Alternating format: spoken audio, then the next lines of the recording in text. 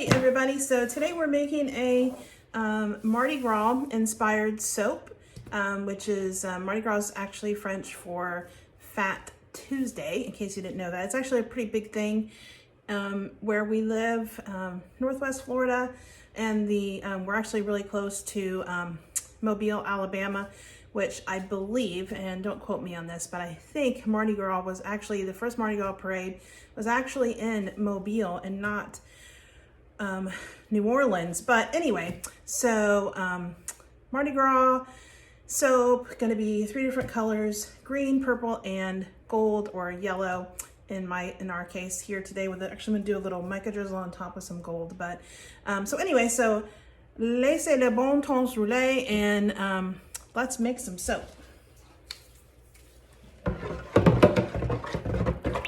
I already have my oils and my goat's milk and lye solution in here. My oils were at 93 degrees. My water and my lye solution, or excuse me, not my water, but my goat's milk and my lye solution, which I do actually add a few distilled water ice cubes to keep it colder because the goat's milk gets really, really hot. But anyway, it gives all the sugar content in there, the natural sugars that are in milk. But anyway, so my oils and my water were at my oils and my oils. Okay, anyway, my oils. So my oils were at about 93 degrees, and my goat's milk and my lye solution was at 83 degrees or 87, I'm sorry. So what I try to do is stay within 10 degrees of each other, because that way you avoid overheating or getting a false trace or anything like that. And also, soap being cooler helps your colors to not so badly and for your batter not to seize. But anyway, we're gonna go ahead and get this blended up.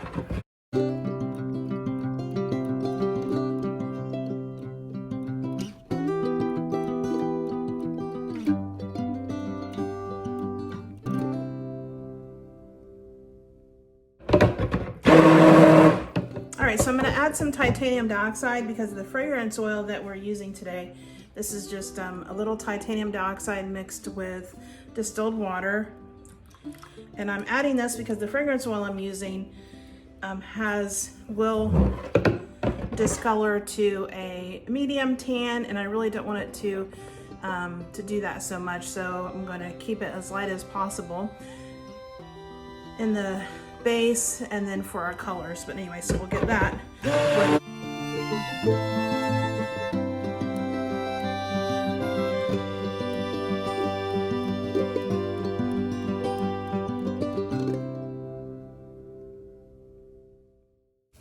All right, so the fragrance oil we're using is actually a blend that I created.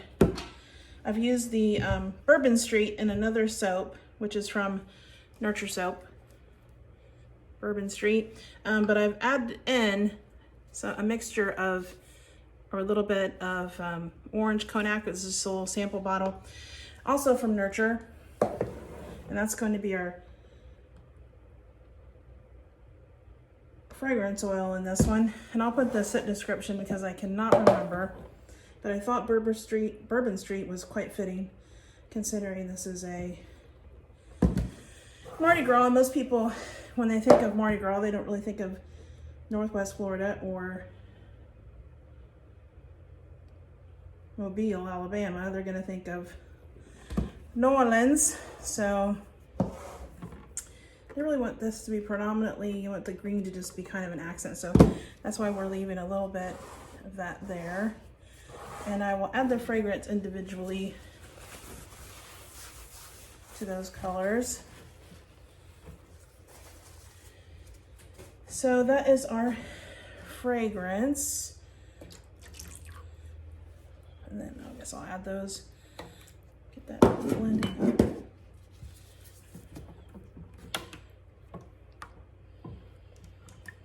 That is, Satsuma oranges are something that's grown in this area, and I'm sure in Louisiana as well. It's a citrus tree that does very well in where we get actually some cooler temperatures here than the rest of Florida, so, and Alabama too. So the Satsuma does well here, and I'm sure that means it probably does well in Louisiana too. So we're gonna go ahead and get this poured off into our mold. We'll get all of it in there. Well, not all of it. We're gonna save just a smidgen to maybe if I need to for the top.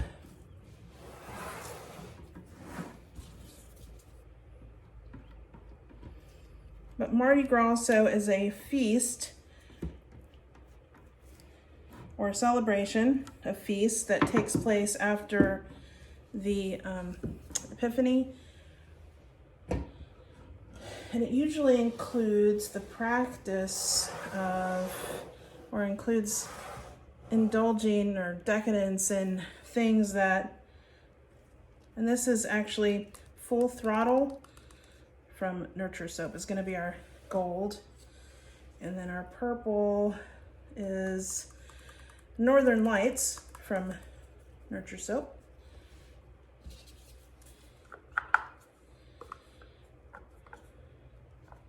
And these actually represent specific things I'll tell you in a second.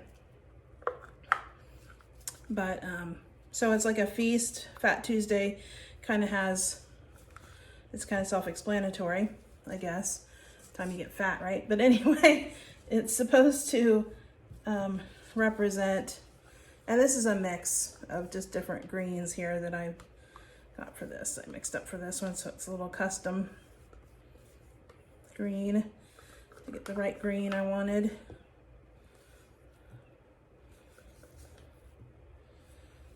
Oops, and I actually messed up and got more, put the wrong one in the green. So good thing I saved some of that. So we're gonna add it to our purple. All right, so anyway, so it's the decadent, indulging in foods that, or practices that you're going to give up for Lent.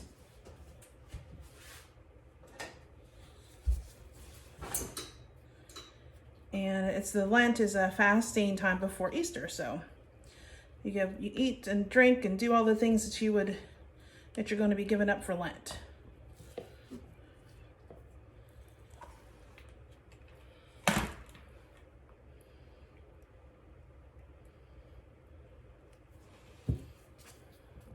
And the yellow, these colors do symbolize things, and they're the traditional Mardi Gras colors.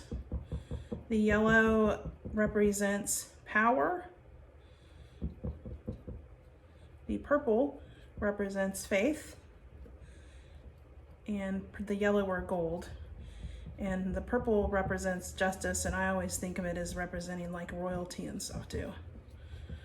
Well, the kings, or the king.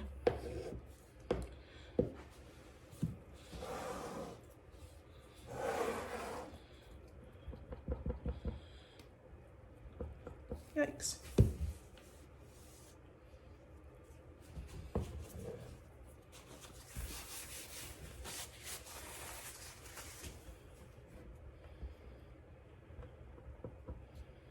But also the colors just are traditional Mardi Gras colors, but they're also, and I think they probably, I don't know which came first, right? So probably the Mardi Gras colors came first, but then the colors are, represent a mix of school colors for LSU and Tulane University in Louisiana. So all of the parades are canceled this year, which is all the parades here, I believe in Mobile, I'm not sure, I didn't check, but the parades in New Orleans, I believe, are the Mardi Gras parades, and it's a huge thing here. Honestly, I've never been to a Mardi Gras parade. We have done, there's a market downtown, there's farmer's market, and it's in the same area. It's like the main street downtown, Palafox Street in Pensacola, and we have done the Palafox Market, and when on Saturdays, and then when the parades, we would be there like afterwards or before, because the parades are like days long. They have different parades. But I've never been to one. Found the beads in the trees and all that afterwards, but we've never gone. Even where we live, there's a Mardi Gras parade here in Santa Rosa County in Milton, which we live just like right next to Milton. All right. Let's see if I can scrape out just, I want to get that purple just a little brighter, mixing in that titanium dioxide, lightened this one a little bit.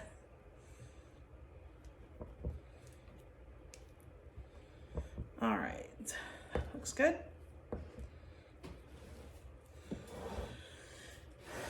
So we'll get these poured off in here.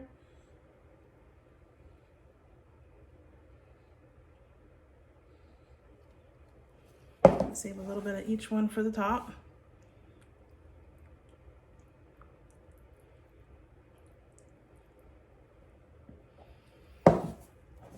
And this bottom kind of thickened up on me, so I'm going to pour from really high so I can try to get down in there. I'll get the rest of this scraped off in here.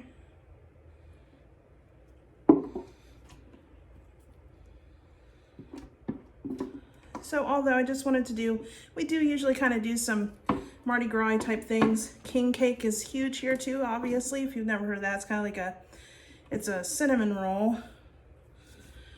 And then there's a little baby hidden inside, and whoever gets that, it's not like you're gonna get married next or anything like that. I think it's for luck. I'll have to look. And I'll tell you when we come back to do the cutting, because I can't exactly remember what the little baby represents, but you hide it inside the king cake for some lucky person to get. So I'm going to go through here with a chopstick and give a good swirl in here, since this seized up on me, or not seized up, but thickened on me. I've never used this blend of fragrance. I've used both of them separately, but not together. So kind of don't know what you're gonna get until you got it. So this particular blend does accelerate trace just a smidgen.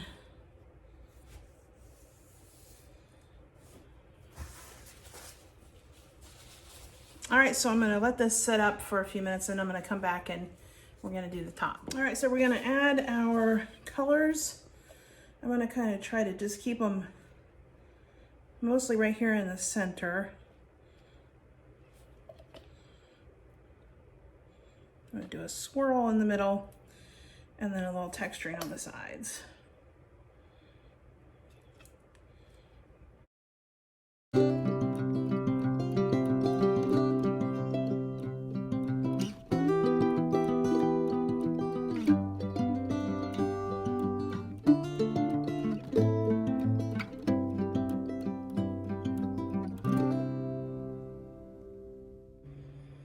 So anyway, so the king cake, kind of a cinnamon roll, and then they use the pink, green, and purple like sanding sugars, or at least that's what I call them. On the top, it's like a thick crystal, like powder, colored sugar.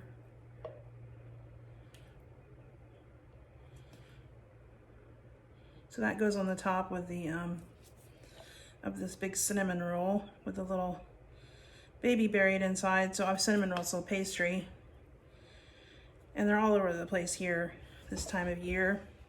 And you can find like different fillings and stuff inside, like a Danish. But so we usually have one of those. I haven't made one yet. Maybe I did. I don't remember. Maybe I did try to make one. I don't know. I can bake all kinds of stuff, so. But I usually don't bake that much anymore. Trying to be good. Maybe I'll have to try to make us one this year, since there's no parades or anything. even though we don't go, so it doesn't really change much for us. I've always wanted to, but I don't know, I always forget when they're around, or I don't know which parade to go to because they can get kind of, you know, kind of crazy. So usually the ones that are on the weekends are my only time to get a lot of stuff done. So anyway, so we really don't ever do it. And the kids and stuff, my kids are old, so they're not kids.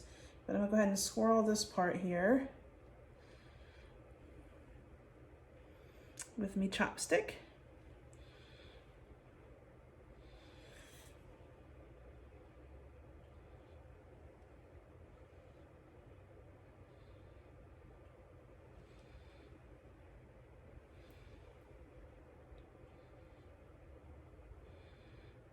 All right, and I started using the chopsticks as opposed to the little bamboo skewers because I can reuse these instead of just having to toss the bamboo skewer every time, even though it is renewable, so it doesn't really matter, but less waste.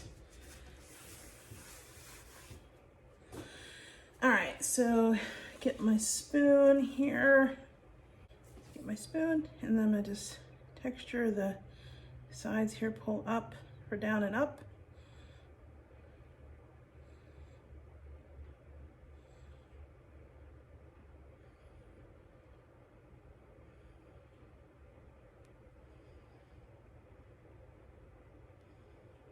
But this scent is kind of earthy with a little orange and some vanilla, which the vanilla kind of, I thought would go with the king cake portion.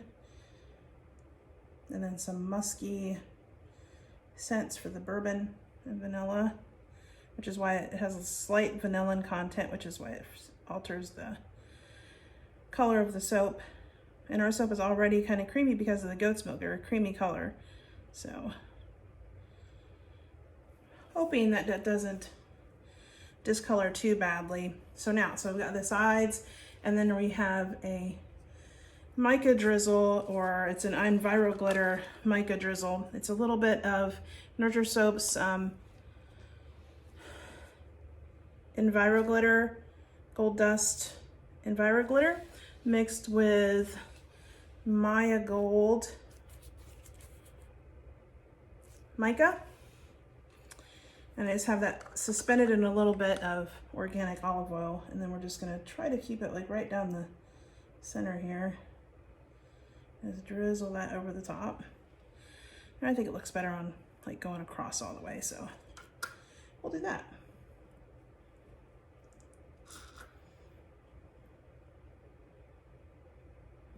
You can kind of get that stream with the pipettes, more so than you can get with just like trying to drizzle it out of the cup.